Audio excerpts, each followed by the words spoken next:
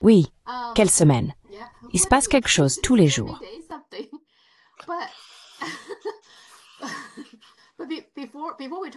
Mais avant d'en parler, bien sûr, tout le monde parle de la Chine. Allez-y. La Chine devient absolument plus importante chaque jour d'ailleurs. Lorsque nous abordons tous ces sujets, nous constatons que la Chine est présente en arrière-plan dans chacun d'eux.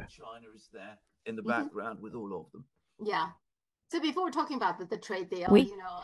Donc avant de parler de l'accord commercial, de tout ça, du voyage de Trump et tout le reste, je veux quand même revenir au défilé de la victoire, parce que je pense qu'il est important de parler d'histoire, n'est-ce pas?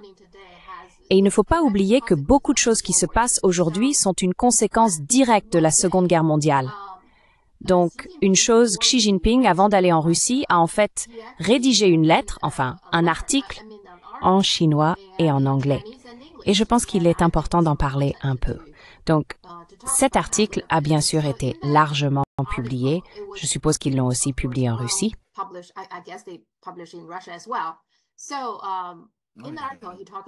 Dans l'article, il a évoqué la dureté des combats menés pendant la Seconde Guerre mondiale, aussi bien par la Chine que par la Russie, enfin l'Union soviétique, et il a parlé de l'amitié et de tout ce qui s'ensuit.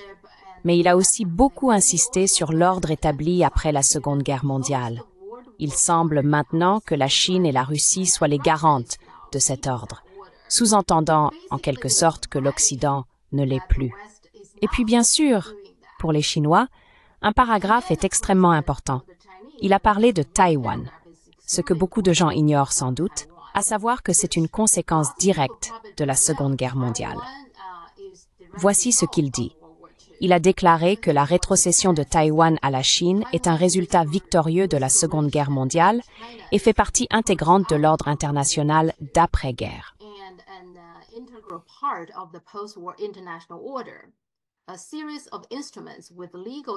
Une série d'instruments ayant une portée juridique en droit international, y compris la déclaration du Caire et la proclamation de Potsdam, ont tous affirmé la souveraineté de la Chine sur Taïwan. Les faits historiques et juridiques qui y sont exposés ne souffrent aucune contestation.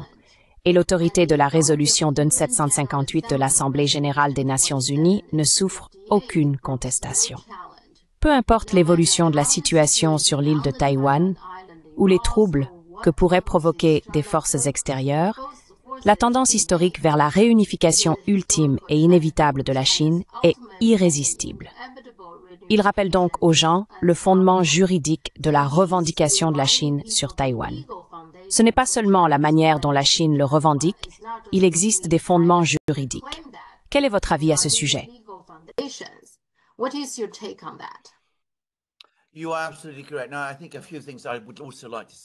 Vous avez tout à fait raison.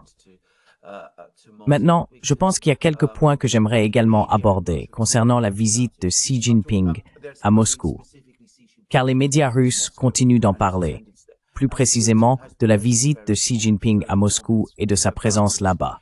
Et Poutine a fait divers autres commentaires à ce sujet.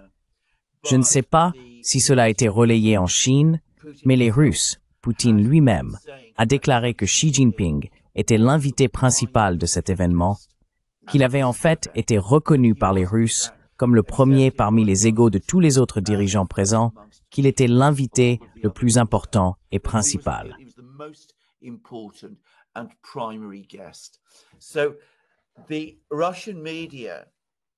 Ainsi, les médias russes rappellent aux Russes que, bien sûr, l'Union soviétique a apporté la plus grande contribution à la défaite de l'Allemagne, mais que la Chine a joué le rôle principal dans la défaite du Japon, et qu'après l'Union soviétique, c'est la Chine qui a subi les plus grandes pertes. D'après mon expérience, les Russes ont donc toujours été beaucoup plus conscients de la contribution de la Chine à la victoire lors de la Seconde Guerre mondiale, qui, nous rappelons-le, est de loin l'événement le plus important de l'histoire moderne pour les Russes. C'est l'événement clé.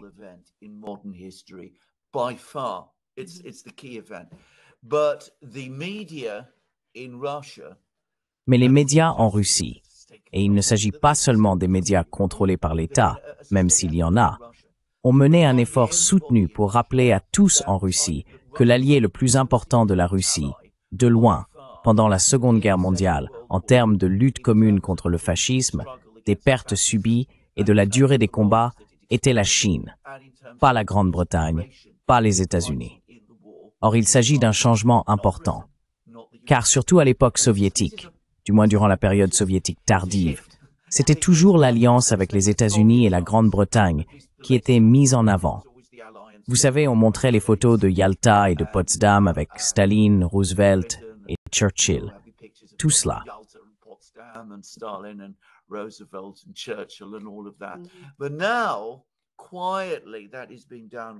Mais maintenant, discrètement, cela est relégué au second plan. Et il parle de la Chine comme étant le partenaire le plus important. L'idée était qu'ils ont accueilli Xi Jinping à Moscou et que cela a été approprié en raison du rôle que la Chine a joué dans la lutte commune contre le fascisme pendant la Seconde Guerre mondiale. Maintenant, tout cela, et bien sûr, les Russes ont toujours adopté une position très ferme. D'ailleurs, ils l'ont fait même pendant le conflit sino-soviétique. À aucun moment, ils n'ont remis en question le fait qu'il n'y avait qu'un seul gouvernement en Chine, à savoir le gouvernement de la République populaire de Chine, et que Taïwan en faisait partie, fait partie de la Chine, et que le gouvernement légitime de Taïwan est donc celui de la République populaire de Chine.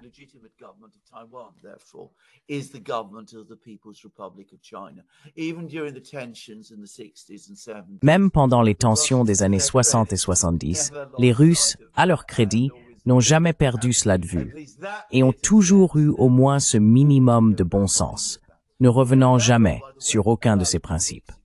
D'ailleurs, Lavrov, il y a environ 2 ou 3 semaines, a publié un long article, il faudrait que je le retrouve pour toi, dans lequel il abordait la question de Taïwan. Il disait qu'il y a une hypocrisie incroyable de la part des puissances occidentales concernant Taïwan. Elles reconnaissent Taïwan comme faisant partie de la Chine. Elles acceptent que Taïwan soit chinois. Et pourtant, malgré toute leur rhétorique sur le respect du droit international et tout le reste, elles font vraiment tout pour saper cela.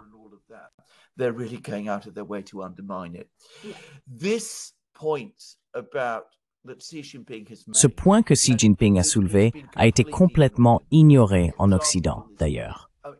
Ces articles, rien de ce que Xi Jinping dit n'est jamais publié en Occident, du moins pas dans les médias ici. On trouve beaucoup de citations de choses que Xi Jinping est censé avoir dites, mais on découvre rapidement qu'il ne les a jamais dites. Mais ce qu'il dit réellement n'est presque jamais publié ici. En conséquence, les gens ont une vision complètement erronée de ses opinions et de sa personnalité. Et je ne saurais trop insister sur à quel point la compréhension qu'ont les gens de ses opinions en Occident est déformée.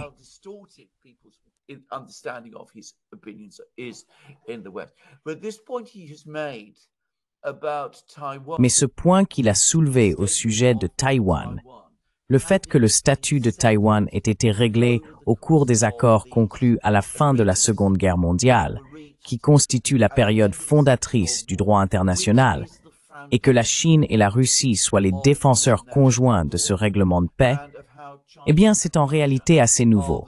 Du moins c'est nouveau pour moi. Je n'en avais jamais entendu parler auparavant. Et d'ailleurs, Xi Jinping a tout à fait raison. Le fait que ce soit nouveau pour moi montre à quel point tout le récit sur la fin de la Seconde Guerre mondiale est complètement déformé en Occident, car on ne présente tout simplement pas le point de vue chinois. Ainsi, à cause de cela, ces faits importants ont tendance à être négligés. Ce n'était donc pas quelque chose que j'avais moi-même compris, mais il a tout à fait raison de le souligner.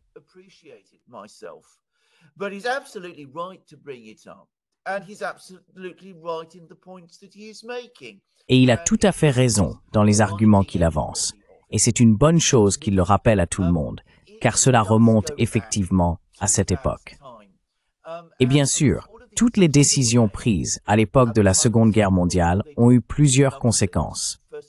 Premièrement, elles ont reconnu que Taïwan était passé sous contrôle japonais, à la suite directe de l'agression japonaise contre la Chine. Il n'y avait donc aucun doute, à cette époque, que Taïwan faisait partie de la Chine et était contrôlée par le Japon à la suite d'une agression fasciste, pour utiliser ce terme simplement. Et bien sûr, la Chine était une alliée pendant la Seconde Guerre mondiale et est reconnue dans toutes ses déclarations comme une victime de l'agression qu'elle avait réussi à repousser. Donc il a parfaitement raison dans tout ce qu'il dit d'ailleurs, sur chaque point.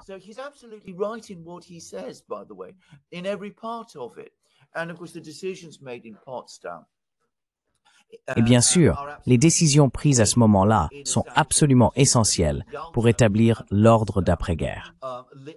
Yalta et Potsdam sont ce qui a conduit à la création des Nations Unies. Je ne suis pas sûr que la Chine ait été représentée à Yalta. Je pense qu'elle l'était à Potsdam.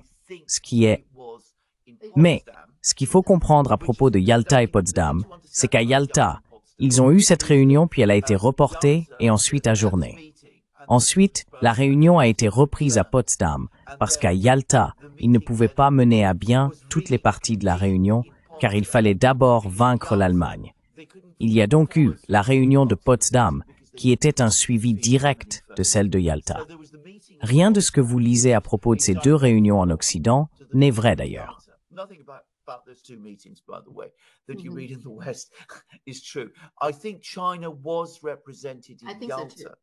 Je pense que la Chine était représentée à Yalta. C'est exact, et à Potsdam aussi, il me semble. Et ce qu'il faut retenir à propos de Potsdam et Yalta, c'est bien sûr qu'ils ont établi toute la structure du droit international, y compris la finalisation de l'accord sur les Nations Unies.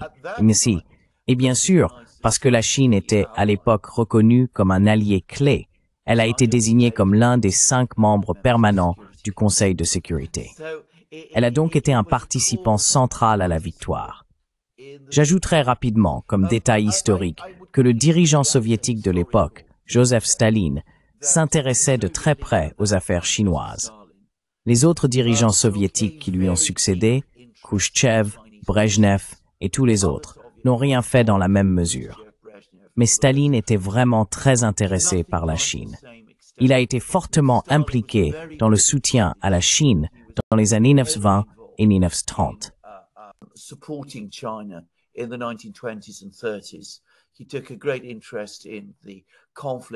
Il s'est beaucoup intéressé au conflit qui opposait là-bas le Kuomintang et le Parti communiste chinois. Il soutenait la direction de Mao à la tête du Parti communiste. Encore une fois, l'histoire est plus complexe que ce que je laisse entendre. Lorsque Mao est devenu le dirigeant du Parti communiste, Staline l'a accepté. Et là encore, il existe de nombreuses légendes et histoires sur ce qui s'est passé lorsque le président Mao est venu à Moscou. Je crois qu'il est venu à Moscou 2 fois dans les années 1940. Mais la réalité, c'est que Staline l'a reçu comme le dirigeant le plus important du mouvement communiste international, à part lui-même. Le président Mao était présent lors des célébrations du 70e anniversaire de Staline. Et si vous regardez tous les films de cette époque, vous pouvez voir Mao assis à côté de lui. Tous les autres sont derrière, y compris tous les autres membres du Politburo.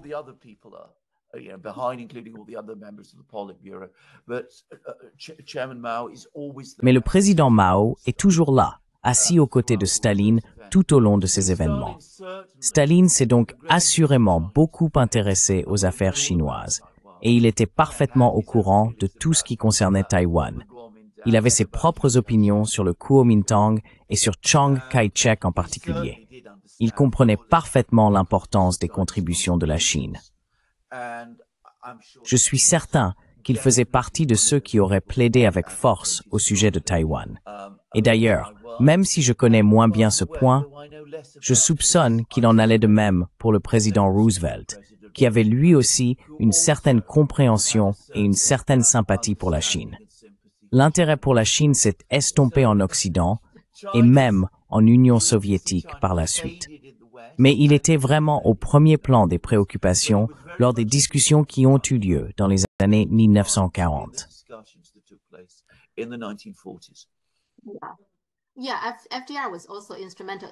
Oui, FDR a également joué un rôle déterminant.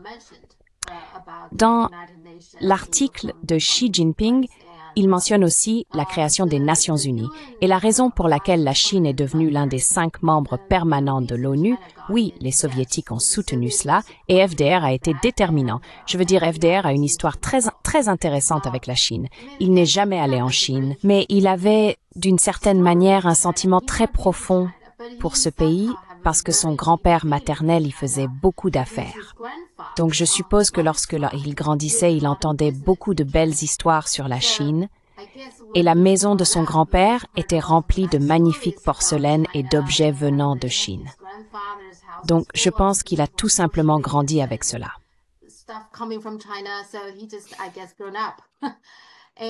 Et d'accord, ce que j'ai entendu, une salispa, j'aimerais tout cela. Oui, oui.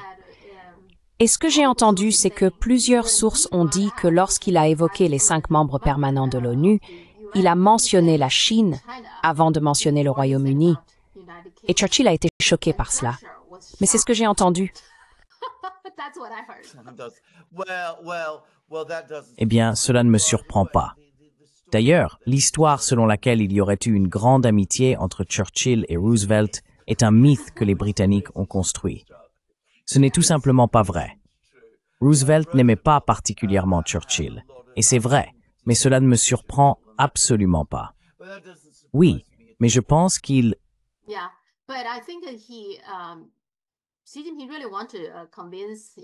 Xi Jinping veut vraiment convaincre tout le monde. Je veux dire, il n'est même pas nécessaire de convaincre les gens. C'est juste un fait, non? La déclaration du Caire et la proclamation de Potsdam en ce qui concerne la Chine disent simplement que tous les territoires pris par les Japonais doivent être rendus à la Chine. Et cela inclut bien sûr Taïwan. Ils n'ont jamais parlé d'indépendance ou de division de la Chine. Rien de tout cela. C'est une seule Chine et tous les territoires pris par les Japonais doivent retourner à la Chine. C'est tout. Donc, ne pas rendre Taïwan à la Chine, selon de nombreux Chinois, c'est ne pas respecter ce qui a été décidé pendant la Seconde Guerre mondiale. Ce n'est même pas respectueux de ce sur quoi tout le monde s'était mis d'accord. C'est ainsi que les gens le perçoivent. Et je ne pense pas que l'Occident voit les choses de cette façon. Ils ne parlent même pas de la proclamation d'après-guerre ou de la déclaration du Caire, n'est-ce pas? Ils veulent vraiment que les gens oublient cela. Tu ne penses pas que c'est ce que l'Occident veut faire?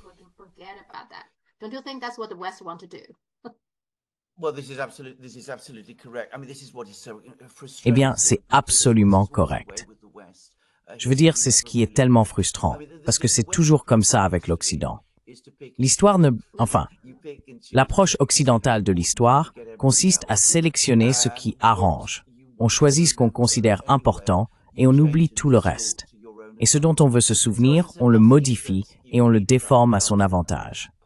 Donc, comme je l'ai dit, rien de ce que vous lisez sur les conférences de Yalta et de Potsdam n'est vrai d'ailleurs. Il n'y a eu aucune discussion lors de ces réunions sur des sphères d'influence en Europe ou quoi que ce soit de ce genre, par exemple. C'est un mythe complet qui a été démystifié de nombreuses fois et qui pourtant continue de ressurgir.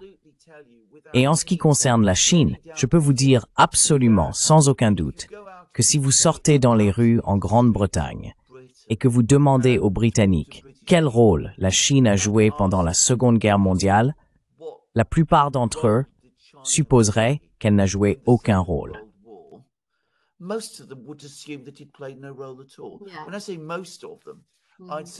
Quand je dis la plupart d'entre eux, je dirais bien plus de 99% d'entre eux.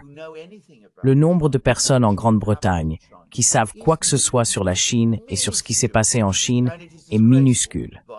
Et c'est honteux d'ailleurs. C'est absolument choquant que ce soit ainsi. Et bien sûr, c'est ainsi parce que cela arrange les pouvoirs en place ici en Occident de maintenir cette situation.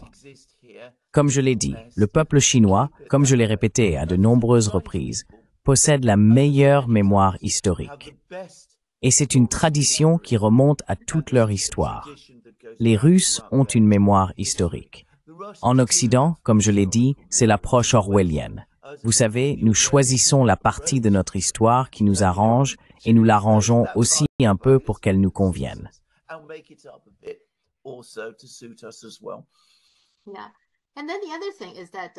Oui, et puis l'autre chose, c'est que Trump, lorsqu'il parlait de cet accord avec la Chine, dont nous parlerons plus tard, a dit que l'une des choses auxquelles la Chine avait consenti était d'ouvrir tout, ce qui, je pense, fait référence au marché financier, ce que personne ne croit vraiment. Mais il aime le dire. Je pense que, probablement à l'avenir, la Chine en discutera avec les États-Unis à la demande de ces derniers. Mais je ne pense pas que la Chine accepte d'ouvrir son marché financier pour l'instant. Mais quoi qu'il en soit, Trump aime dire « D'accord, la Chine ouvre tout pour les États-Unis. C'est bon pour la Chine. C'est bon pour nous, les États-Unis. » Et puis, il a ajouté « C'est bon pour l'unification et la paix. » Cela a fait l'objet d'une couverture explosive en Chine et aussi à Taïwan. Ah, vraiment? Oui, oui. Et bien sûr, à Taïwan, tout le monde dit « Oh non, non, non, ce n'est pas ce qu'il voulait dire. Il voulait dire l'unification, c'est-à-dire que la Chine et les États-Unis seront en phase. » Tu sais, non, c'est pas ce qu'il a dit. Ce qu'il a dit est très clair.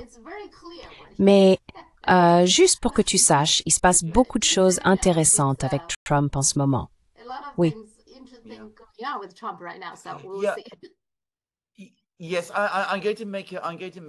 Oui, je vais faire une suggestion. En fait, c'est qu'avec Trump, encore une fois, tout est complètement désordonné.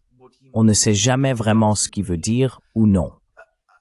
Il m'arrive de penser qu'il fait ces déclarations extraordinaires sur l'ouverture des marchés financiers chinois afin de réussir à glisser autre chose qui pourrait être, dans ce cas, la réunification.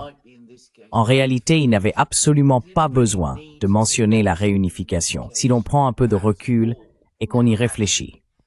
Maintenant, je sais qu'il y a certaines personnes au sein de l'administration Trump-Vance, par exemple, qui disent que les États-Unis n'ont aucun intérêt à un conflit avec la Chine au sujet de Taïwan.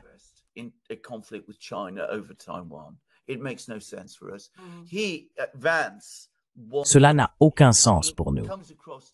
Vance donne l'impression d'être quelqu'un qui croit absolument que ce dont l'Amérique a besoin en ce moment, c'est de s'occuper d'elle-même et de ne pas s'impliquer dans des guerres et des conflits un peu partout ailleurs. Je ne veux pas dire par là, d'ailleurs, qu'il est un ami de la Chine. Je ne pense pas que ce soit dans cet esprit qu'il dit cela. Mais je me demande s'il ne dit pas simplement à Trump « Écoute, il faut qu'on s'entende avec la Chine. Cette question de Taïwan n'est qu'une distraction. C'est juste un moyen pour le lobby de l'armement et des gens comme Lindsey Graham et tous ces gens-là d'exercer leur influence. »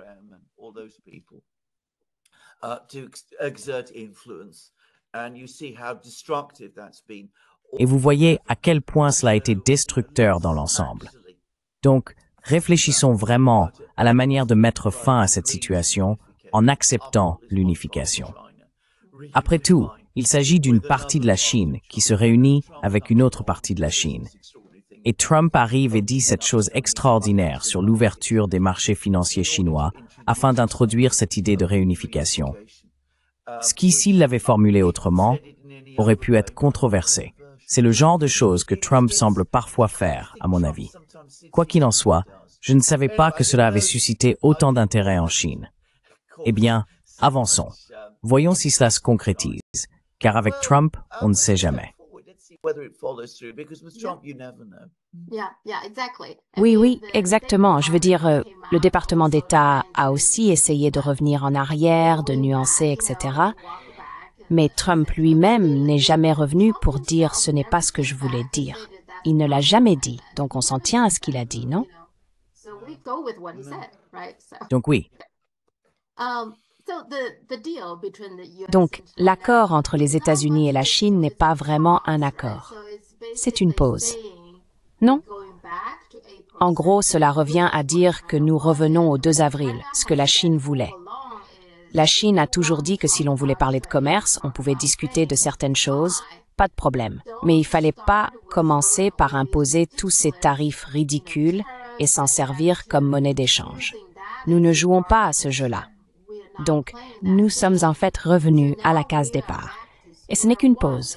Maintenant, ils ont 90 jours pour vraiment discuter de nombreux sujets.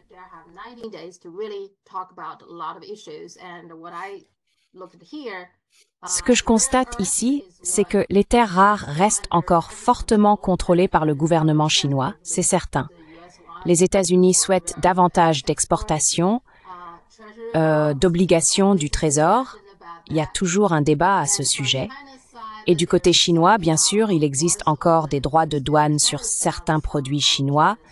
Et puis, il y a des puces haut de gamme interdites et ce genre de choses, même si la Chine en a moins besoin aujourd'hui. Mais ce sont encore des sujets possibles de discussion. Il y a l'interdiction des véhicules électriques chinois, puis Huawei et tout ce qui s'y rattache. Donc, les deux parties ont encore beaucoup à obtenir l'une de l'autre. On peut donc dire que les discussions commencent maintenant, n'est-ce pas? Il n'y a pas d'accord. C'est une pause.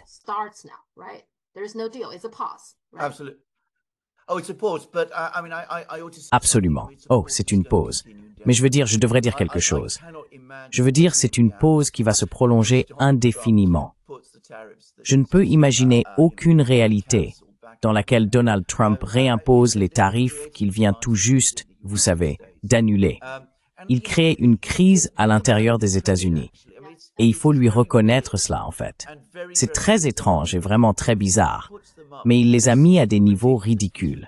On dirait qu'il a été capturé par les faucons anti-Chine, parce que c'est ce qu'ils sont au sein de l'administration et des États-Unis. Puis il se rend soudainement compte à la fois des dangers incroyables de cela et du fait que ces gens sont réellement des faucons anti-Chine et que leur agenda est différent du sien.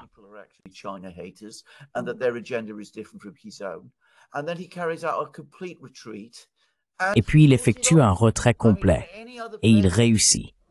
Je veux dire, n'importe quel autre président qui se comporterait ainsi, il y aurait des appels à sa démission, il y aurait une énorme crise politique. Mais Trump a cette capacité de faire cela, puis de se retirer complètement.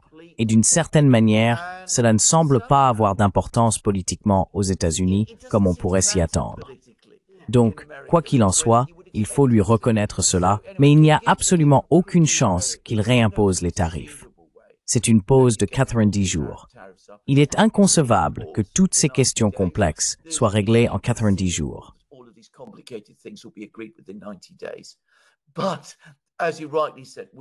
Mais comme vous l'avez justement dit, nous avons une négociation. Nous avons de véritables négociations qui, espérons-le, vont enfin commencer. Espérons qu'elles seront menées par des personnes plus rationnelles que certaines de celles qui ont dirigé les choses jusqu'à présent, des gens comme Stéphane Moran, Peter Navarro et tous ces gens-là. Et nous allons avancer vers une forme d'accord. Cela pourrait prendre beaucoup de temps à régler, car c'est souvent le cas. Maintenant, logiquement, et dans un monde rationnel, nous n'avions pas besoin de passer par tout ce processus, l'absurdité des droits de douane, pour en arriver là. Comme vous l'avez parfaitement dit, les Américains sont revenus à leur point de départ.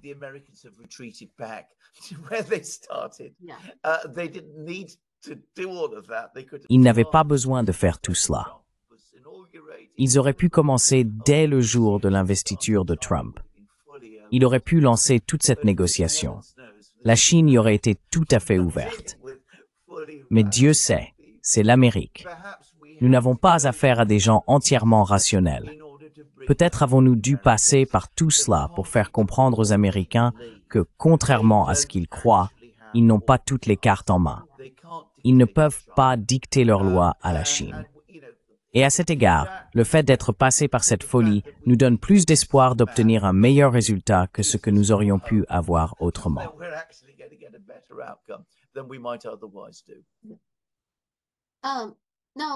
Alors, les États-Unis et le Royaume-Uni ont conclu un accord, mais ce n'est pas, à ma connaissance, l'accord de libre-échange que le Royaume-Uni souhaitait, n'est-ce pas?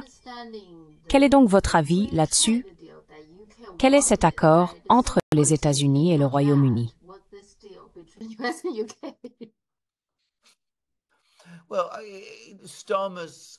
Eh bien, la position politique de Starmer, la position politique du Premier ministre, s'effondre progressivement. Encore une fois, ce n'est pas très visible de l'extérieur, mais c'est le cas. Je crois qu'il y a un sondage d'opinion qui le présente désormais comme le premier ministre le plus impopulaire de l'histoire britannique moderne. Il perd le soutien des membres de son propre parti. Et il y a eu une réunion très houleuse avec la faction parlementaire de son parti, il y a environ une semaine, à laquelle il n'a d'ailleurs pas assisté, ce qui a provoqué la colère de sa faction parlementaire, où apparemment la colère des gens a explosé.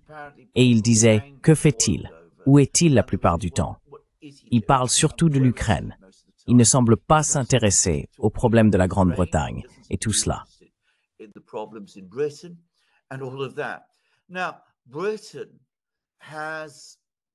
Aujourd'hui, la Grande-Bretagne traverse une situation économique très difficile, qui ne cesse de se détériorer. Si vous vivez ici, vous pouvez constater cette dégradation. Et la situation financière, la position budgétaire du gouvernement se détériore également. Alors Trump arrive, il annonce tous ses droits de douane, il impose des droits de 25% sur les voitures, l'acier, l'aluminium et tout ce genre de choses. L'industrie automobile britannique dépend fortement des exportations vers les États-Unis. Certains des principaux constructeurs automobiles qui fabriquent des voitures pour des personnes très riches, Land Rover en particulier, mais aussi Bentley et Rolls-Royce, sont en crise. Starmer doit donc obtenir un succès rapide et il doit faire quelque chose pour résoudre les problèmes de l'industrie automobile. Il conclut donc cet accord avec Donald Trump, mais il le fait rapidement.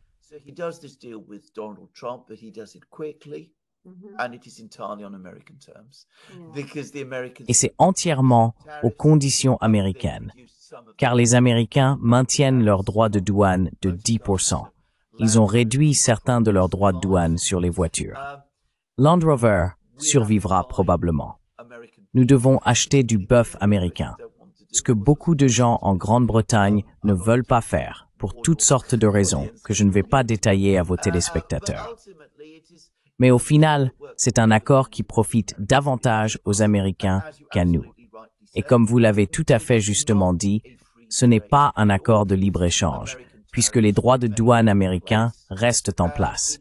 Cela signifie que les exportateurs britanniques vers les États-Unis payent des droits de douane plus élevés qu'avant que Trump ne commence à les instaurer en mars. Donc, loin d'être un accord de libre-échange, la position commerciale du Royaume-Uni avec les États-Unis est pire qu'il y a 2 mois.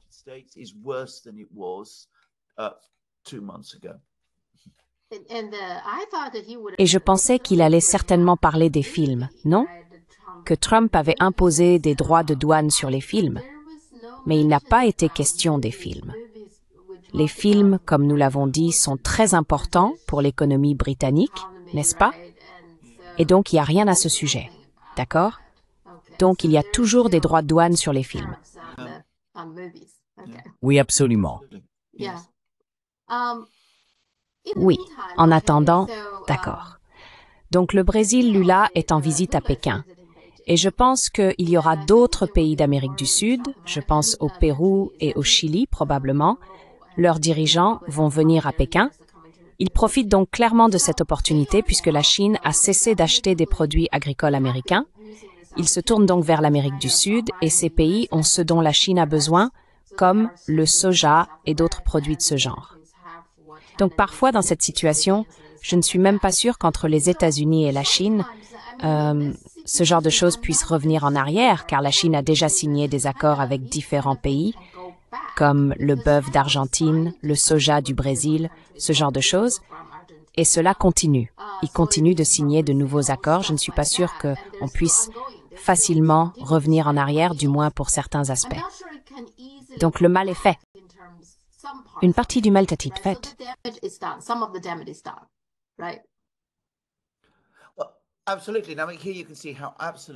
Absolument. Ici, vous pouvez voir à quel point toute cette histoire de tarifs s'est révélée absolument désastreuse. Parce que souvenez-vous, lorsqu'ils ont annoncé les tarifs, ils en ont réduit certains dans certains pays. Ils disaient « Oh non, non ». Vous savez, tout cela fait partie d'un plan ingénieux pour isoler la Chine. Nous allons maintenir des tarifs élevés sur la Chine et des tarifs bas sur les autres pays. Et nous allons conclure tous ces accords avec tous ces autres pays pour nous assurer qu'ils commercent avec nous et non avec la Chine. S'ils veulent commercer avec nous, ils devront accepter de restreindre leur commerce avec la Chine. Et nous voyons tous ces pays se manifester et accepter de le faire.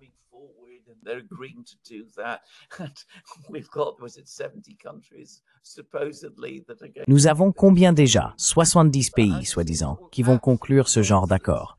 Comme je l'ai dit, tout cela était absolument absurde. Peut-on dire que ce qui s'est réellement passé, c'est exactement l'inverse? Donc les pays d'Amérique latine, les pays d'Amérique du Sud, qui ont été épargnés par le pire des tarifs douaniers, qu'ont-ils tous fait? Ils se sont tous précipités à Pékin. Ils ont conclu des accords avec les Chinois. Donc Lula va en Chine.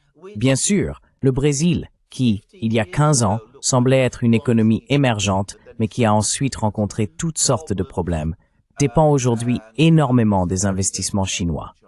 Il a besoin du marché chinois pour le soja, le bœuf et tout le reste. L'Argentine, Milei déteste la Chine, ne supporte pas les communistes, adore les États-Unis. Il va revenir sur tous les accords commerciaux avec la Chine.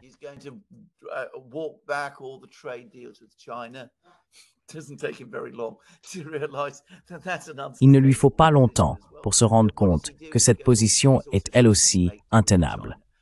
Que fait-il? Il cherche aussi à conclure des accords avec la Chine. Donc, tout ce discours courageux de Milei, on voit bien que ça ne mène à rien. Bien sûr, exactement. Je veux dire, ils vont tous conclure ces accords avec la Chine. Ils vont vendre leurs produits agricoles à la Chine. Ils vont continuer à vendre leur lithium à la Chine, leurs matières premières à la Chine. Ils vont vouloir l'aide de la Chine pour développer des voitures électriques et pour développer des réseaux 5G et même 6G, dont la Chine est à peu près le seul pays à les mettre en place. Bref, c'est ce qu'ils vont vouloir faire parce que tout le monde préfère le soleil levant au soleil couchant. C'est un peu cruel, mais c'est la vérité.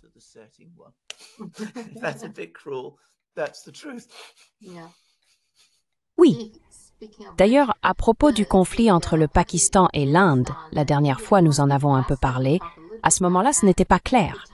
Je veux dire, le Pakistan affirmait à l'époque avoir abattu 5 avions de chasse indiens. Ils l'ont fait sans équivoque. Même l'Inde l'admet maintenant.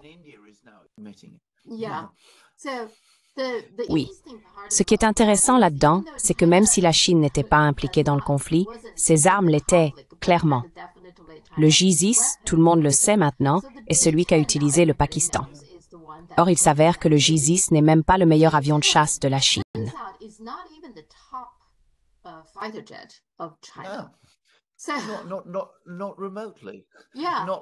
Pas du tout. Il a été développé dans les années 1980. Je me souviens quand ça s'est produit. Je veux dire, je me souviens que la personne qui l'a appuyé en Chine était apparemment Deng Xiaoping. Donc cela vous ramène en arrière. Cela montre à quel point cela remonte. Il s'agissait du développement par la Chine, en gros, d'un avion de chasse de 4e génération. Son équivalent le plus proche est le Sukhoi 27 en Russie et le F-15 aux États-Unis. C'est donc pas vraiment à la pointe de la technologie. Maintenant, le Rafale français qui a été abattu, et j'entends maintenant qu'il ne s'agissait même pas de 2 appareils. Il se pourrait qu'il y en ait eu plus. Certains disent jusqu'à 4. 4 est censé être un avion de chasse bien plus avancé. Sauf que, comme on le voit maintenant, ce n'est pas le cas.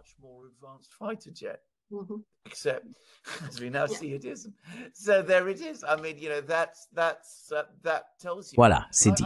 Je veux dire, vous savez, ça en dit long. J'ai beaucoup d'amis en Inde, je dois le préciser. C'est un pays avec lequel j'ai des contacts. Les Indiens sont absolument furieux à ce sujet. Ils sont en colère. Ils sont en colère parce que cet équipement leur a été vendu par les Français à un prix exorbitant. J'ai vu la différence de prix entre le Rafale français et le chinois. C'était le J-10. Le Rafale coûte environ 10 fois plus cher. Donc, ils ont l'impression d'avoir été floués avec le Rafale. Ils sont furieux à propos de toute cette médiation américaine. Je ne connais pas toute l'histoire en détail, mais ils estiment que les États-Unis ont exercé une pression inacceptable sur l'Inde pour qu'elle accepte le cessez-le-feu.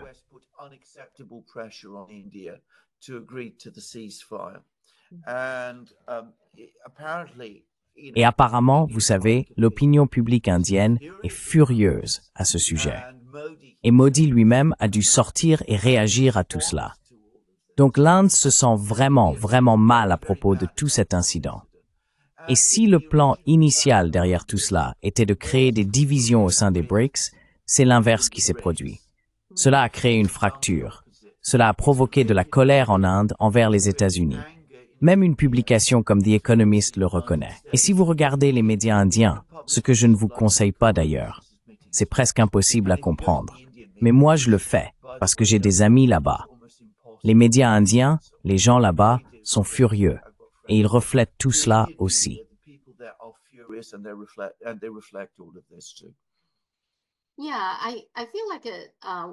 Oui, j'ai l'impression que nous vivons à nouveau un de ces moments des grandes profondeurs. Tu vois, d'un point de vue de l'armement, c'est-à-dire que tout le monde y prête attention, l'Occident en particulier, parce qu'ils ont beaucoup entendu parler des avancées de la Chine dans l'industrie militaire, mais ils ne les avaient jamais vues. Cette fois, ils les ont vues? Non, le J-10. Et puis, il y a aussi le PL-15, le missile. Quelqu'un a vu les débris du missile et il a été fabriqué en 2015, ce qui veut dire que ce missile a 10 ans.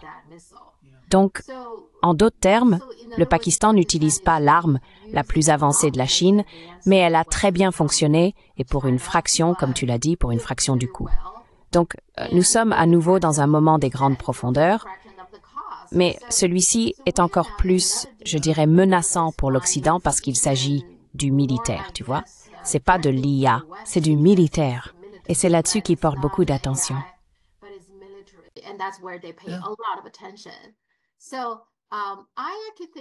Alors, j'ai dû réfléchir. Ça les a effrayés. Je veux dire, ça les a vraiment effrayés. Encore une fois, je ne suis pas quelqu'un qui est naturellement enclin à regarder cela. Mais malheureusement, à cause de mon travail, je dois lire la presse militaire américaine. Ils sont ils sont hors d'eux face à ce qui s'est passé. Ça a été un choc.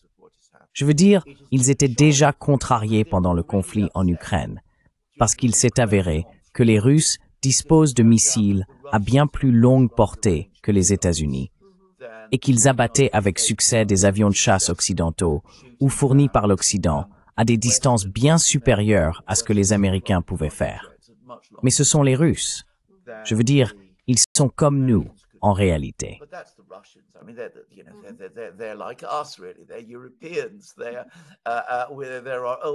Ce sont des Européens. Ce sont nos anciens adversaires de la guerre froide. Horreur suprême. Les Chinois pourraient le faire aussi. Ils pourraient même le faire encore mieux. Mon Dieu.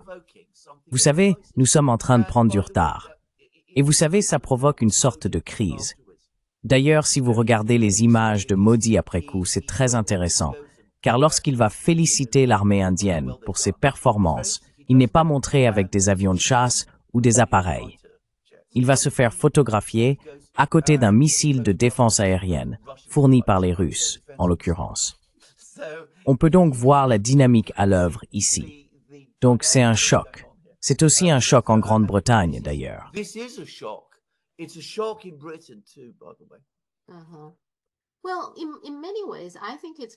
Eh bien, à bien des égards, je pense que c'est probablement bénéfique pour la paix mondiale aujourd'hui, car désormais l'Occident ne peut plus simplement entrer dans n'importe quel autre pays en pensant pouvoir faire ce qu'il veut. Si la Chine s'implique, la Chine aidant le pays plus petit, plus faible, vous savez, il n'est pas forcément acquis que l'on puisse gagner facilement, n'est-ce pas? Donc, c'est un vrai défi à la suprématie occidentale sur le champ de bataille, sur le plan militaire. Je pense qu'il est bon d'avoir un équilibre. Qu'en penses-tu?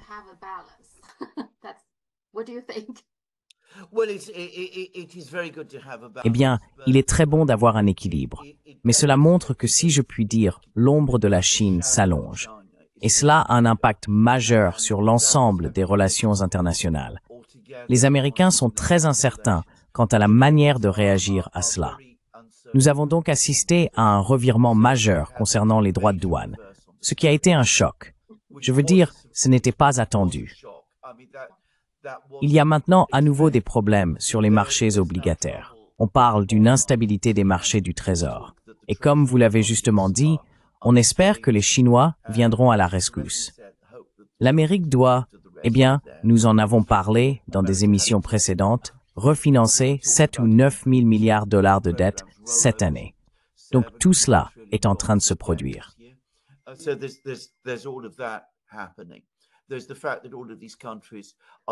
Il y a le fait que tous ces pays concluent des accords avec la Chine ou les États d'Amérique latine, l'ULA par exemple. Il y a des inquiétudes concernant la position future du dollar parce qu'il semble que l'unité des BRICS a été préservée et que les BRICS avancent. Et il y a actuellement une tendance à sortir du dollar. Il y a des rumeurs selon lesquelles les États des BRICS vont aller de l'avant avec un nouveau système de paiement dans lequel le RMB jouerait un rôle, juste pour dire. Je ne sais pas à quel point c'est réel. Et bien sûr, la visite de Xi Jinping à Moscou, où il est perçu, comme je l'ai dit, comme le primus inter pares, le premier parmi les égaux, le dirigeant le plus important, et on parle de lui en ces termes.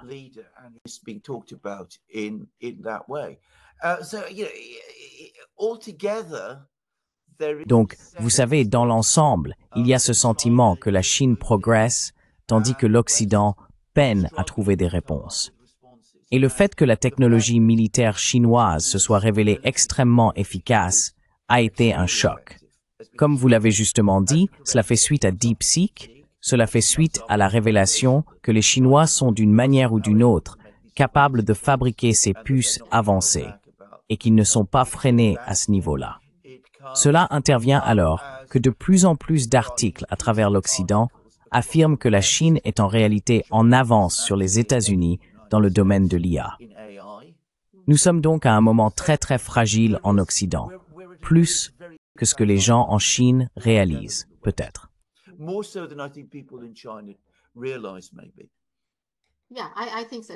Oui, je pense aussi. Je crois que beaucoup de gens en Chine ont été surpris que le Pakistan ait pu utiliser le J-10 chinois. Comme je l'ai dit, J-10 est presque en fin de carrière, il va être retiré du service. Oui, c'est vrai. Il est en train d'être retiré du service. Je veux dire, il n'y a aucun doute là-dessus. Il est remplacé par des avions de chasse plus avancés.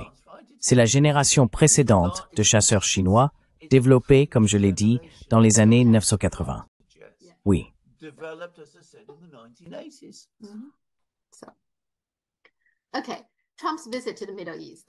D'accord, la visite de Trump au Moyen-Orient, il y a beaucoup à dire à ce sujet.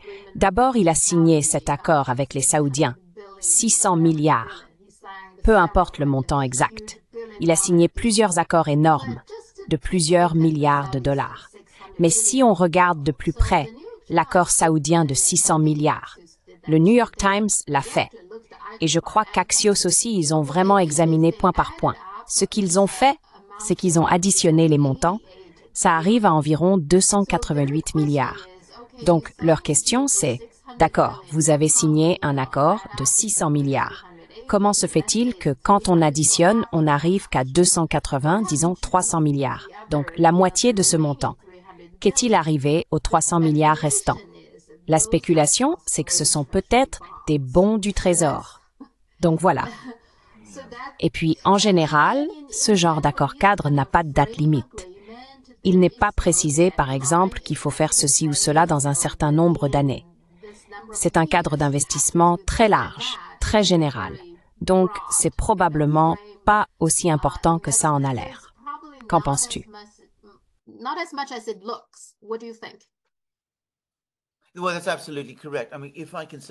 Eh bien, c'est tout à fait exact. Je veux dire, si je peux me permettre, tout cela ressemble à une répétition de ce qui s'est passé quelques semaines après que Trump soit devenu président en 2017. Il est allé en Arabie Saoudite. Il y a eu cette réunion énorme là-bas. Toutes les mêmes personnes étaient présentes. Le roi Salman, le prince héritier. Il y avait tout ce faste et cette cérémonie. Tous ces accords ont été signés et nous n'en avons plus entendu parler par la suite. Je veux dire, la plupart n'ont abouti à rien. Et je ne peux pas m'empêcher de penser que c'est la même chose cette fois-ci aussi.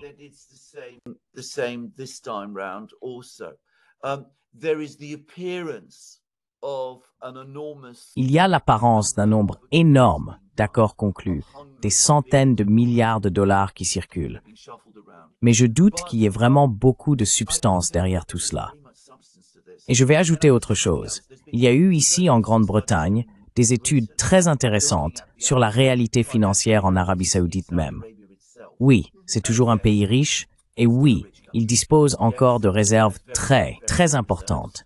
Je parle de réserves de liquidité, mais elles ne sont plus aussi importantes qu'avant. Apparemment, l'Arabie Saoudite a un problème chronique de dépenses excessives. Sa monnaie est liée au dollar, elle est indexée sur le dollar, donc elle ne peut pas s'ajuster de la manière dont elle aurait probablement besoin si l'économie devait être gérée avec succès.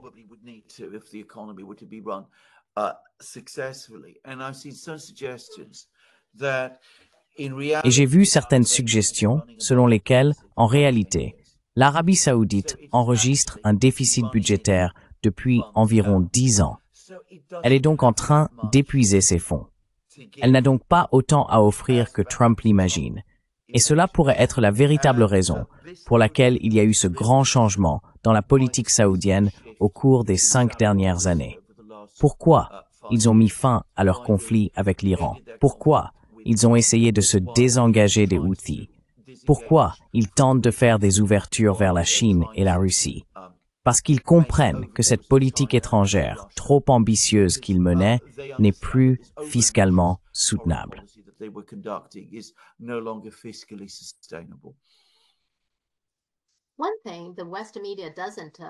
Un aspect que les médias occidentaux ne couvrent pas beaucoup à propos du discours de Trump à Riyad, selon moi, alors qu'il y avait un immense public, y compris lors de la conférence, c'est qu'il a prononcé un grand discours sur la collaboration, etc. Mais il y a une partie qui a beaucoup attiré l'attention en Chine et aussi sur les réseaux sociaux, mais pas dans les médias traditionnels. Voici ce qu'il a dit. Il est crucial que le monde entier comprenne que cette grande transformation dont il parle, la transformation du Moyen-Orient, n'est pas le fruit d'une intervention occidentale, ni de la politique qui consiste à faire venir des gens dans de beaux avions pour vous donner des leçons sur la façon de vivre et de gouverner vos propres affaires. Non, les merveilles étincelantes de Riyad et d'Abu Dhabi n'ont pas été créées par les soi-disant bâtisseurs de nations, les néoconservateurs ou les ONG libérales, comme ceux qui ont dépensé des milliers de milliards de dollars sans réussir à développer Kaboul, Bagdad et tant d'autres villes.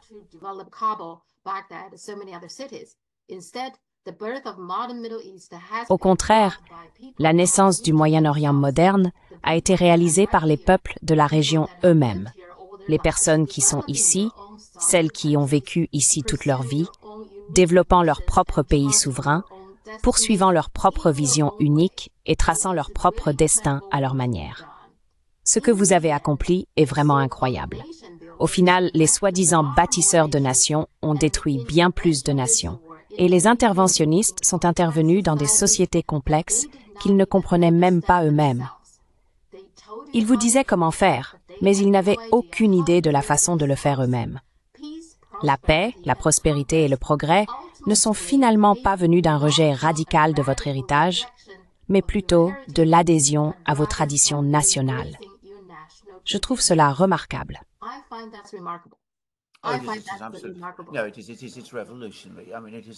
Non, c'est le cas. C'est révolutionnaire. Je veux dire, c'est quelque chose d'étonnant. Cela a d'ailleurs attiré beaucoup d'attention en Russie. Et certaines personnes en Russie, d'ailleurs, l'associent aux négociations sur l'Ukraine. Ils se trompent probablement d'ailleurs. Je pense que cela va sans doute au-delà de ça. Mais ils estiment aussi que Trump fait connaître ses sentiments personnels à l'égard de Lindsey Graham, parce que Lindsey Graham s'est beaucoup mêlé des négociations sur l'Ukraine. Et bien sûr, il fait précisément partie de ces personnes qui ont été les plus impliquées dans toutes ces guerres au Moyen-Orient que Trump critique tant. Mais cela mis à part, je pense que c'est un moment révolutionnaire dans la politique étrangère américaine.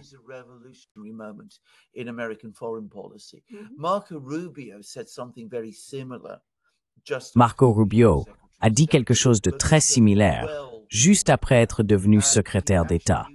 Mais cela va bien au-delà, et il utilise en fait des mots comme, vous savez, les néocons et les ONG néolibérales.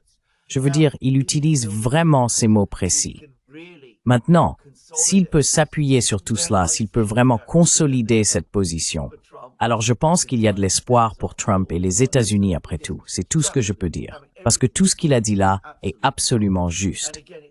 Et encore une fois, c'est extraordinaire que Trump puisse dire cela sans que la fureur et la rage ne s'abattent sur lui.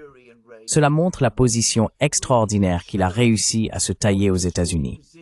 J'espère donc qu'il ira jusqu'au bout, non seulement au Moyen-Orient, mais aussi avec la Chine, avec Taïwan, avec l'Ukraine et tout le reste.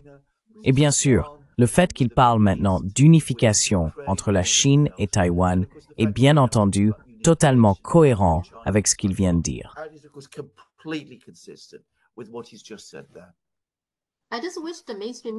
J'aimerais juste que les médias traditionnels parlent davantage du discours.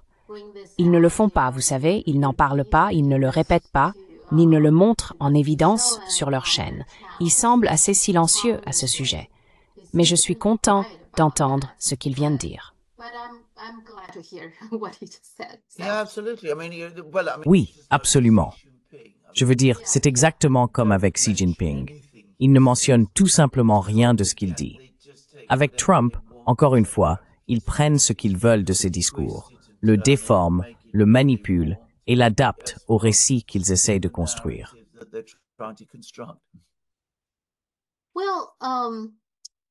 Eh bien, la relation de Trump avec Netanyahou, qu'en pensez-vous?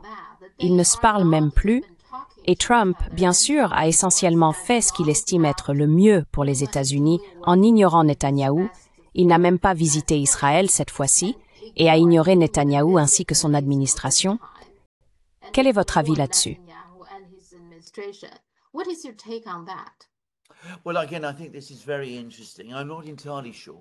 Eh bien, encore une fois, je trouve cela très intéressant. Je ne suis pas tout à fait sûr de ce qu'il faut en penser, et je crois qu'il faut être très prudent, car Trump a une histoire très très longue d'alignement profond avec Israël. Et souvenez-vous, des membres de sa propre famille sont juifs. Son gendre est juif, Jared Kushner. Et je crois que sa fille, l'une d'elles, a également adopté le judaïsme, s'est convertie. Il a des liens de longue date avec Israël. Je pense qu'il y a eu trois choses en jeu. Premièrement, je pense que Trump, qui prend les choses très personnellement, n'a jamais pardonné à Netanyahou le soutien ou du moins la reconnaissance de Biden lors de l'élection de 2020. Et je pense que c'est vrai. Deuxièmement, je pense que Trump croyait vraiment avec Witkoff avoir obtenu un véritable cessez-le-feu à Gaza.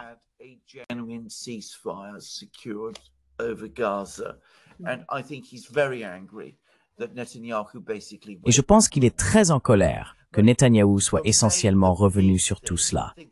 Mais le principal, le plus important, ce qui a vraiment mis Trump en colère, c'est le lobbying incessant de Netanyahou en faveur d'une guerre contre l'Iran. Et cela a commencé à ma connaissance avant même l'investiture de Trump. Netanyahou envoyait des gens à Washington pour rencontrer Trump et essayer de le convaincre de donner son feu vert à une attaque contre l'Iran. Et Trump ne veut pas être entraîné immédiatement dans une guerre contre l'Iran. Ensuite, je pense que ce qui s'est passé, et qui a encore plus exaspéré Trump, c'est qu'il a découvert que son propre conseiller à la sécurité nationale, Mike Waltz, travaillait avec les Israéliens contre lui. En fait, qu'il agissait comme un lobbyiste pour les Israéliens.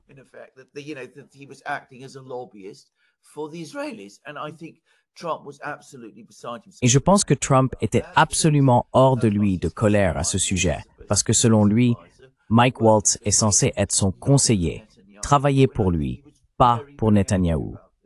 Et je pense qu'il était vraiment furieux à ce propos.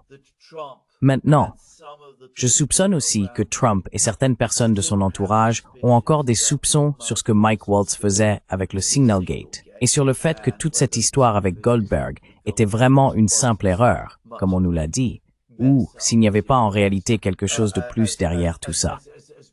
Quoi qu'il en soit, d'une manière ou d'une autre, je pense que Trump est très en colère contre Netanyahou et ne veut absolument pas être entraîné dans une guerre avec l'Iran.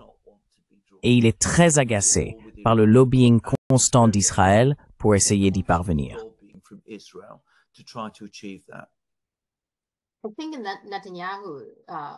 Je pense que Netanyahou a exagéré toute cette affaire.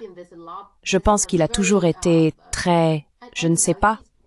Il n'a aucun respect pour le président des États-Unis. Ce n'est pas seulement Trump. Je ne crois pas qu'il ait respecté Obama ou Biden non plus. En fait, d'après ce que j'ai lu, la Maison-Blanche offre un service à tous les invités, les chefs d'État étrangers. Lorsqu'ils viennent en visite, ils peuvent faire laver leur linge. Netanyahou et sa femme sont les personnes qui arrivent avec 6 sacs de vêtements sales pour profiter de ce service. Pourquoi fait-on une chose pareille? Ben, en effet, oui. Je ne savais pas ça. Oui, et à part essayer de montrer, tu sais, je suis le chef, tu dois me rendre ce service. J'imagine que c'est ce qu'il fait. Mais c'est ce genre de choses, je pense, qui doivent finir par atteindre un point où quelqu'un dira « ça suffit ». Non? Je pense que Trump en a probablement eu assez. Et Netanyahou, parce qu'avant, Obama ou Biden ne lui disaient jamais non, il a pris l'habitude, tu vois? Et donc, il continue à faire ce genre de choses. Tôt ou tard, il arrivera un moment où quelqu'un lui dira non. C'est ce que je pense qui fait partie de tout ça.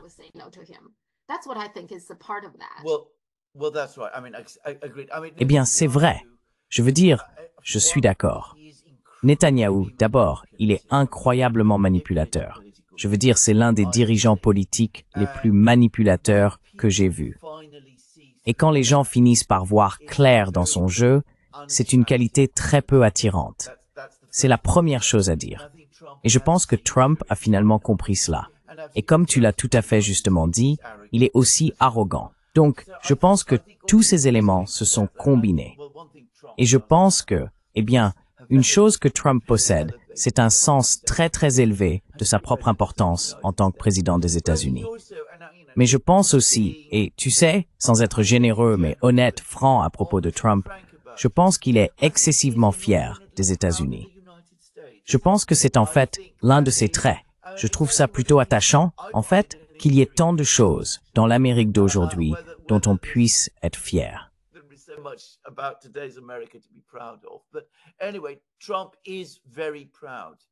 Mais de toute façon, Trump est très fier des États-Unis. Et je pense que voir quelqu'un comme Netanyahou profiter à plusieurs reprises de l'Amérique est quelque chose avec lequel il a finalement perdu patience. Il ne veut pas de guerre. Ce n'est pas un homme qui cherche les conflits. Je pense qu'il se souvient du Vietnam, qui a été un événement majeur lorsqu'il avait une vingtaine d'années. Donc il se souvient du Vietnam. Il comprend aussi que les guerres n'ont jamais vraiment réussi à l'Amérique. Il ne veut donc pas être entraîné dans un conflit. Et bien sûr, Bolton, Hegseth et Netanyahou ont tous entraîné Trump dans ce conflit avec les Houthis qui s'est très mal terminé. Je veux dire, les Houthis ont réussi à abattre tous ces drones américains ultra modernes. 2 avions de chasse américains ont été perdus.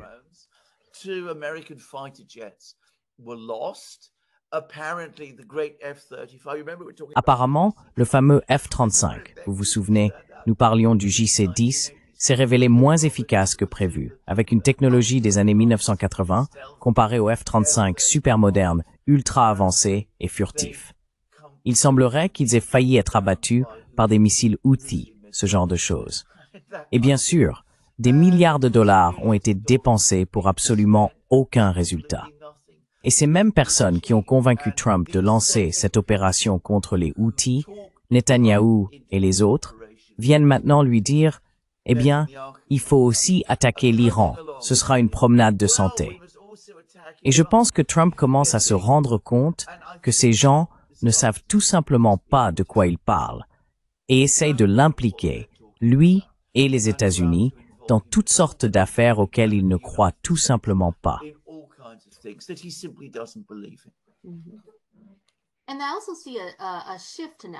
Et je remarque aussi un changement maintenant. Il semble qu'il y ait un déplacement vers l'Occident, vers ce qui se passe à Gaza.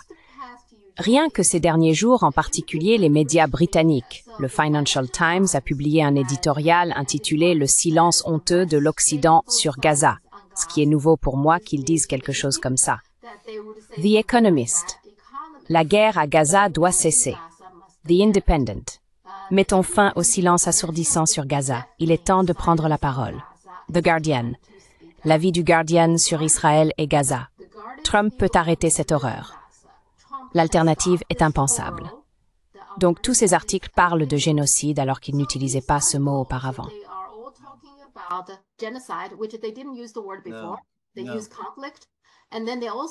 Ils utilisent le conflit, et puis il semble qu'ils exhortent également le gouvernement britannique à agir. Même Macron dit que les Européens devraient avoir une vision différente de ce qui se passe avec Israël. Thomas Friedman du New York Times a déclaré que le gouvernement israélien n'est pas notre allié. Ensuite, le député conservateur Mark Pritchard s'est exprimé à la Chambre des communes et a dit qu'il ne soutenait plus Israël après 20 ans de soutien indéfectible. Il affirme désormais avoir retiré ce soutien à Israël. Donc, tout un tas de choses semblent se produire. Pensez-vous que cela est enfin en train de changer?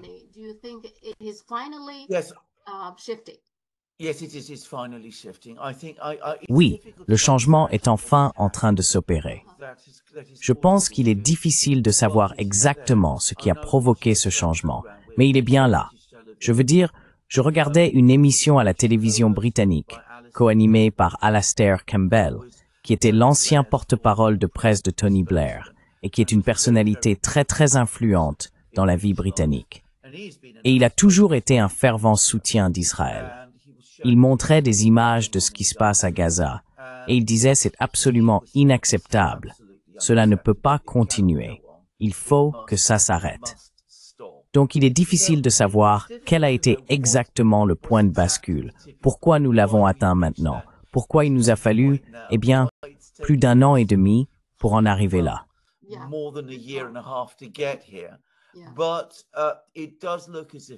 Mais il semble bien que l'opinion des élites soit en train de changer. Maintenant, je dois vous dire quelque chose. Je veux dire ma femme, c'est juste pour informer vos téléspectateurs, a été ouvertement opposée au génocide à Gaza depuis le premier jour. Et elle a mis devant notre maison une immense affiche disant « Stop au génocide en Palestine ». Bref, l'une des choses les plus remarquables, c'est que des gens viennent frapper à notre porte et disent « Je suis vraiment content que vous ayez mis ça là ». Et ça se passe à Londres, d'accord? Et c'est dans le nord de Londres, un quartier assez aisé du nord de Londres. Enfin, un quartier assez riche du nord de Londres, mais qui est vraiment un bastion du soutien au Labour. Par exemple, au soutien à Starmer.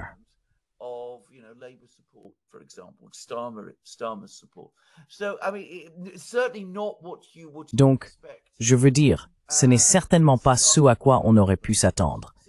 Et cela commence à se produire. Je ne sais donc pas exactement quel a été le point de bascule. Peut-être, vous savez que c'est même Trump, d'une certaine manière étrange, qui a contribué à ce discours sur le fait de nettoyer Gaza et son image de lui-même en statue dorée. Peut-être que cela a finalement attiré l'attention des gens sur ce qui se passait réellement là-bas. Mais il semble qu'enfin, les gens disent stop. Je ne suis pas sûr qu'Israël lui-même ait compris cela d'ailleurs. Je pense qu'ils n'ont probablement pas saisi à quel point la tendance commence à s'inverser.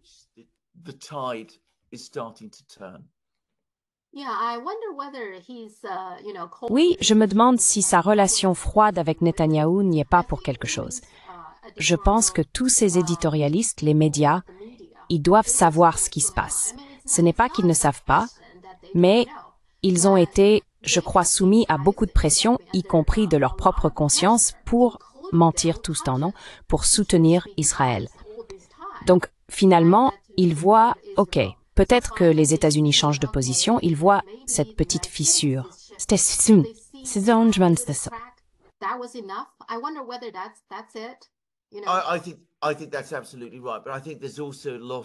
Je pense que c'est tout à fait juste. Mais je pense qu'il y a aussi beaucoup de pression. Certainement au Royaume-Uni, il y a une pression venant de la base. Les gens deviennent très mécontents à ce sujet. C'est un sujet dont on parle tout le temps. D'ailleurs, YouTube continue de censurer toute discussion à ce propos. Je tenais à le préciser.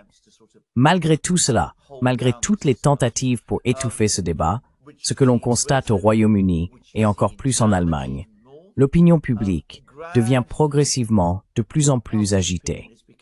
Il y a plus de protestations, plus de manifestations, les gens affichent de plus en plus de pancartes, comme le fait ma femme, et les gens réagissent.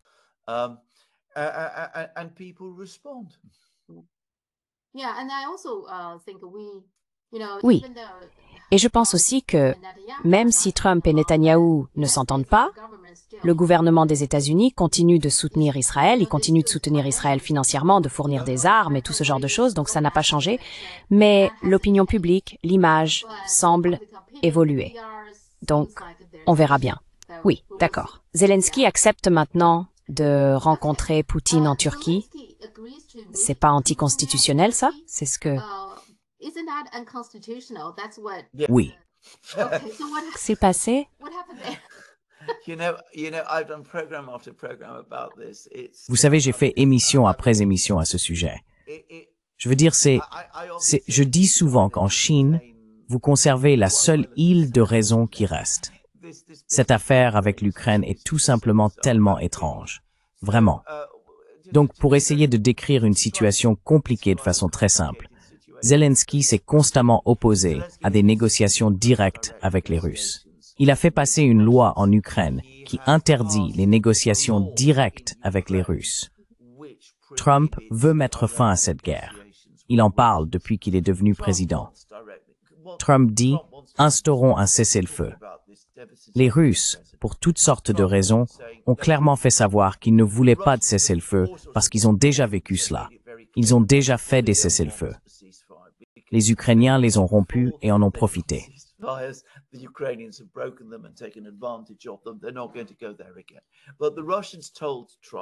Ils n'y retourneront pas. Mais les Russes ont dit à Trump, « Nous sommes prêts à négocier directement avec l'Ukraine. » Et samedi, alors que je pense que Xi Jinping était encore à Moscou, juste pour dire, mais alors que toutes sortes d'autres dirigeants étaient encore à Moscou, 4 dirigeants européens, Macron, Starmer, Tusk et Scholz, sont allés à Kiev et ont dit, écoutez, à moins que la Russie n'accepte un cessez-le-feu dans les 48 heures, nous imposerons des sanctions massives à la Russie et les États-Unis se joindront à ces sanctions. Et Poutine a dit, écoutez, je n'écoute aucun de vos ultimatums. Je me fiche de vos ultimatums. Je suis cependant prêt à négocier directement avec les Ukrainiens. Je vais envoyer une équipe de négociation à Istanbul jeudi. J'espère que les Ukrainiens viendront.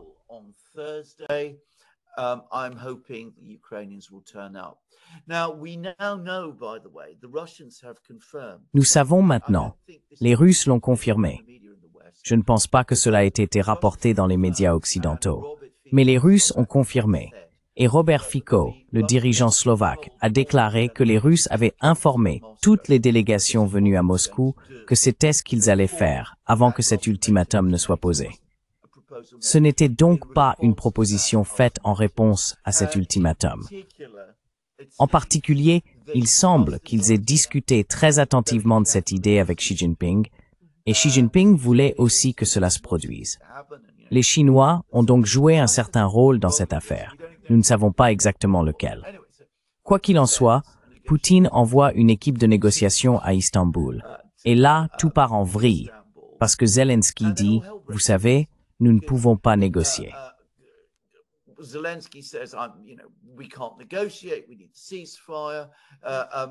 Nous avons besoin d'un cessez-le-feu. Les propres responsables de Trump disent qu'on ne peut pas négocier. Il nous faut d'abord un cessez-le-feu. Les Européens disent tout la même chose. Puis soudainement, Trump déclare « Il faut négocier et aller à Istanbul ». Ainsi, Zelensky se retrouve acculé. Il dit alors « Écoutez, je ne vais laisser personne d'autre y aller. Je n'irai pas moi-même parce que je suis exempté de ce décret. Je peux négocier avec les Russes, mais personne d'autre ne le peut. Mais la seule personne avec qui je suis prêt à négocier, c'est Poutine. Poutine, bien sûr. Il n'a jamais été question que Poutine y aille. Toute cette histoire sur la venue de Poutine était ridicule. Quoi qu'il en soit, Zelensky y va. Il ne va pas à Istanbul, il va à Ankara. La délégation russe est à Istanbul, obligée d'attendre pendant 24 heures.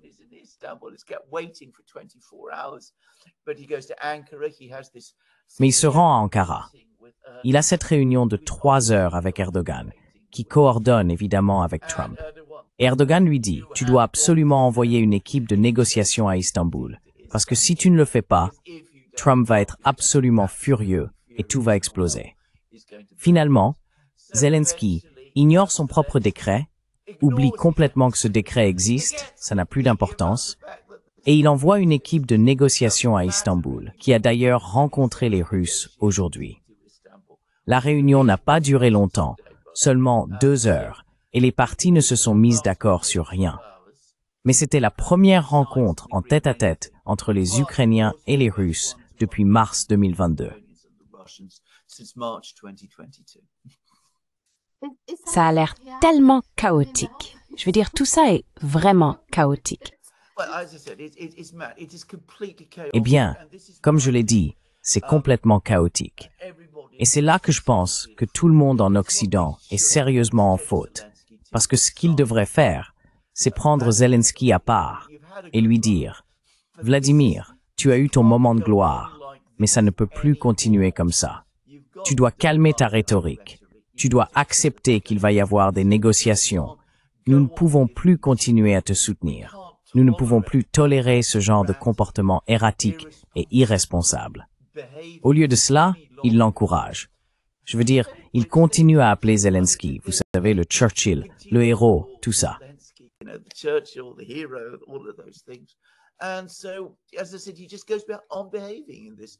Et donc, comme je l'ai dit, il continue simplement à se comporter de manière perturbatrice, mais chaotique.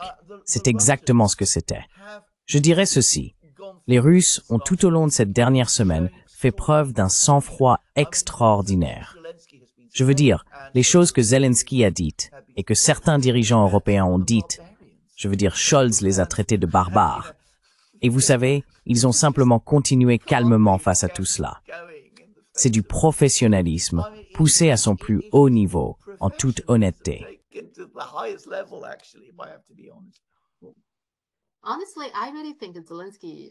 Honnêtement, je pense vraiment qu'à ce stade, c'est Zelensky qui devrait être le plus désireux de conclure un accord. Voici ce que je constate. En regardant ce qui s'est passé au Pakistan et en Inde, tout le monde connaît désormais les capacités de la Chine. Si vous ne le saviez pas avant, c'est clair maintenant. Dans le meilleur des cas pour Zelensky, disons qu'il parvient à convaincre des pays européens de venir se battre à ses côtés. Même cela est loin d'être acquis. Supposons, dans le meilleur des cas, qu'il y parvienne et que l'OTAN intervienne. La Chine a déjà déclaré que si l'OTAN intervenait, elle soutiendrait la Russie. Donc, même si l'OTAN intervient, avec les capacités de la Chine, l'OTAN ne gagnera pas. Il doit comprendre cela, n'est-ce pas?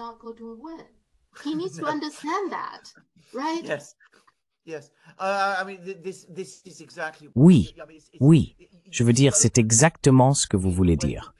Vous avez parlé de la manière dont il faut parler à Zelensky. Le problème, c'est que personne en Europe ne semble capable de parler à Zelensky de façon aussi claire et directe. Parce que vous avez tout à fait raison. Si la Chine intervenait, ce serait fini. Ce serait la fin. Le puissant Occident collectif n'a pas été capable d'affronter les Russes seuls. Ils n'ont pas réussi à le faire.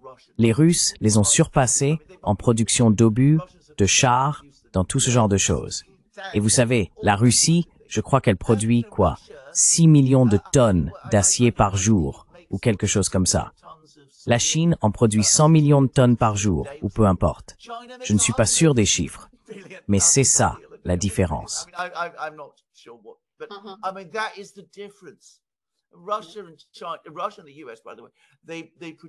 La Russie et la Chine, la Russie et les États-Unis d'ailleurs, produisent à peu près des quantités similaires d'acier. Juste pour donner une idée. Mais la Chine est tout en haut. Et comme vous l'avez justement dit, les technologies sont à un niveau complètement différent. Donc, l'idée même d'envisager ce genre de choses, comme vous l'avez dit, il n'est pas déjà en train de perdre.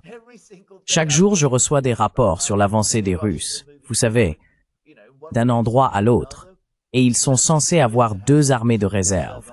un autre quart de million d'hommes en préparation pour être engagés dans la bataille. Mais, vous savez, si, comme vous le dites très justement, il obtient ce qu'il veut et entraîne les Européens, et que la Chine se range du côté russe, alors, je veux dire, il ne restera plus d'Ukraine à la fin. Vous avez tout à fait raison. Il doit absolument conclure un accord, et quelqu'un doit lui expliquer.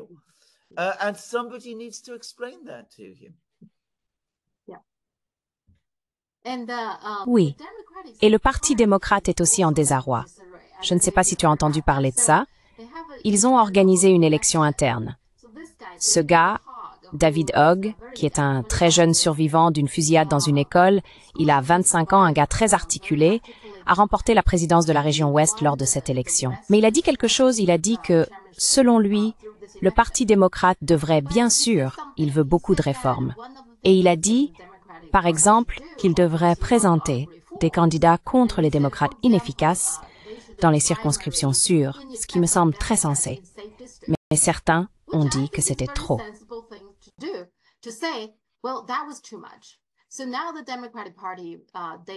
Alors maintenant, le Parti démocrate, ils ont annulé cette élection simplement parce qu'ils ne veulent pas de lui. Donc ils veulent, maintenant, une fois qu'ils auront fait ça, ils y travaillent encore. Une fois que ce sera fait, il y a de sérieuses discussions. Beaucoup de gens au sein du Parti démocrate disent « Eh bien, s'ils font ça, je quitte le Parti démocrate, j'arrêterai de donner de l'argent. » Et il y a même des gens qui disent qu'ils pourraient diviser le Parti démocrate. Donc je ne sais pas ce qui se passe avec le Parti démocrate. Pourquoi le simple fait d'évoquer la possibilité de présenter des candidats contre des démocrates inefficaces dans des circonscriptions sûres est-il un si gros problème pour eux, au point de faire une chose aussi stupide? Qu'est-ce qui se passe?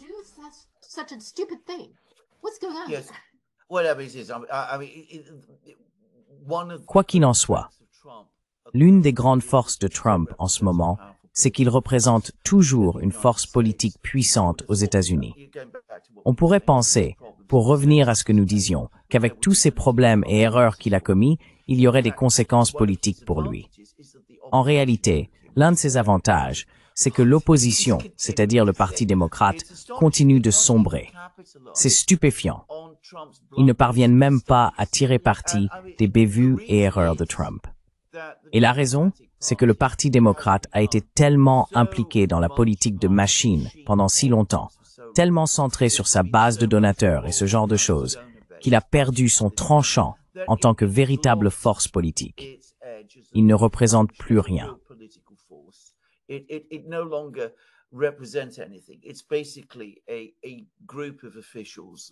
C'est essentiellement un groupe de responsables, de bureaucrates, de donateurs et un réseau de personnes, si vous voulez, qui existent principalement pour occuper divers postes, recevoir des fonds, faire tout ce genre de choses. Et il leur importe davantage de conserver le contrôle de leurs propres structures internes que de sortir et de gagner. Le même problème, d'ailleurs, a touché le Parti travailliste britannique. Je veux dire, ils ont eu un leader très populaire en la personne de Jeremy Corbyn. Vraiment. Jeremy Corbyn était un leader très populaire. Il a su captiver l'imagination du peuple britannique. Le Parti travailliste a très bien réussi sous sa direction. Il a énormément grandi en taille. Il a failli gagner en 2017. Même en 2019, dans les conditions très inhabituelles et difficiles de cette élection, il a tout de même conservé la majeure partie de ses voix. De loin, la plus grande partie de ses voix.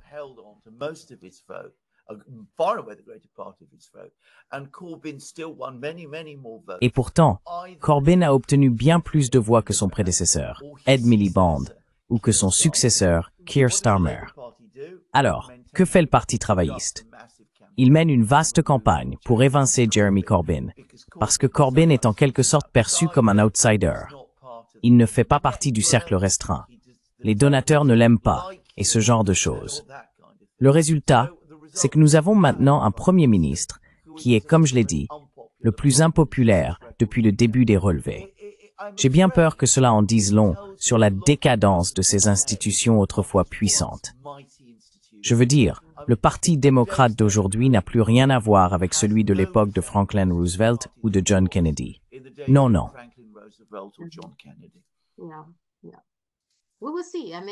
Nous verrons bien.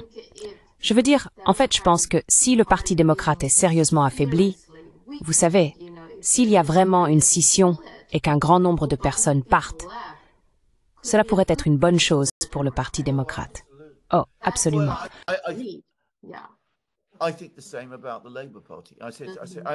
Je pense la même chose du Parti travailliste. Je dis cela en tant qu'ancien membre d'ailleurs. Je pense qu'aux États-Unis, comme en Grande-Bretagne, le Parti démocrate et le Parti travailliste sont de grands obstacles à un retour à une véritable politique et au type de changement et de réformes politiques dont nous avons besoin ici.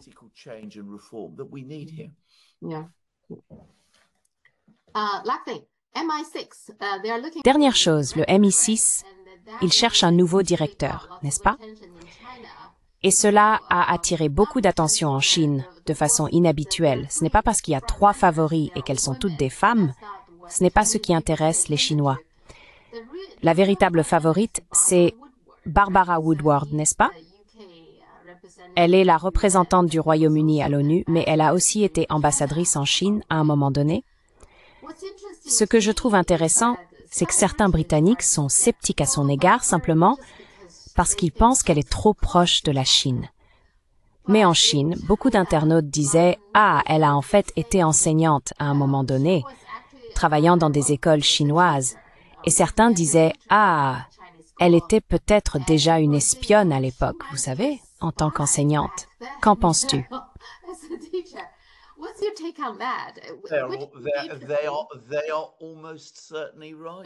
Ils ont presque certainement raison. Puis-je dire quelque chose? Je n'ai jamais eu beaucoup de contact avec le MI6. Mais bien sûr, quand j'étais à l'université, ils recrutaient régulièrement des gens. Je veux dire, on ne m'a jamais approché, mais l'un de mes amis l'a été. Donc je savais un peu comment ils recrutaient et je connaissais le genre de personnes qu'ils recherchaient. Et bien sûr, ils les recrutaient, puis ils les formaient. Une partie de la formation comprenait ce qu'on appelait la formation sur le terrain. Et je suis sûr que son poste d'enseignante en Chine servait à établir une formation sur le terrain, probablement pour perfectionner son chinois, pour mieux connaître le pays, pour développer une compréhension de la Chine.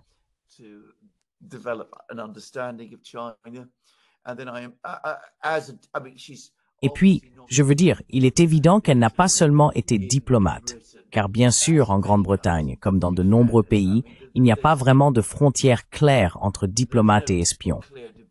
Je suis certain qu'elle a été membre du MI6 toute sa carrière professionnelle. Elle a été formée comme espionne. Elle a été espionne en Chine.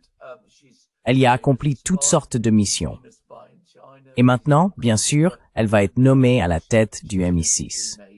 C'est en fait une décision intéressante, car si c'est bien elle, cela signifie que quelqu'un en Grande-Bretagne est apparemment arrivé à la conclusion que la Chine est désormais le grand ennemi détesté, et non plus la Russie.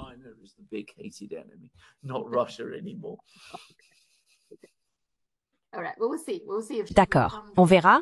On verra si c'est elle qui sera choisie. Oui, ce sera intéressant à observer. Très bien. Parlons-nous vendredi prochain? Passe un bon week-end. Merci beaucoup. Encore une semaine intéressante, n'est-ce pas? Oh, absolument. Très, très intéressant. Passez une très bonne journée. Passe une très bonne journée, Sophia. À bientôt. Au revoir, merci.